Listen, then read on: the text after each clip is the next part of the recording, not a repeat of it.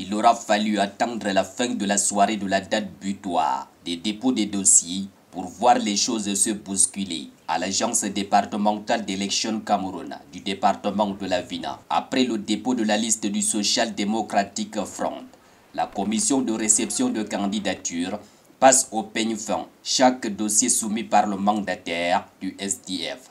Nous sommes dans un processus électoral et nous ne pouvons pas manquer l'occasion de participer à ce processus électoral. Le SDF est l'unique parti politique à se présenter au siège de l'agence départementale. Les autres formations politiques en lice, dont l'UNDP et le RDPC, ayant choisi de se tourner vers le siège national pour cause de dissensions internes. Un choix que l'organe en charge de l'organisation de cette élection dit comprendre. Étant donné que la loi de les ouvertures, on peut déposer les dossiers, soit à la direction générale comme dans les agences départementales. Donc chacun est libre d'aller déposer son dossier là où il se sent le mieux à l'aise.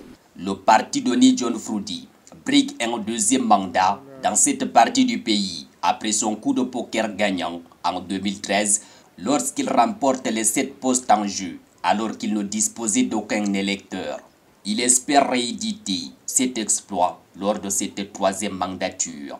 Que nous allons vers le collège électoral avec un projet de société que nous leur présentons. Qu'ils soient de notre parti ou qu'ils soient des autres partis, ils sont en train de lire les sénateurs qui vont représenter la Damawa. Pour la grande majorité des Camerounais qui ne se sentent pas concernés par ce scrutin et qui subissent de plein fouet la pression inflationniste, l'élection sénatoriale demeure un écran de fumée destiné à détourner l'opinion de la source de ces déboires.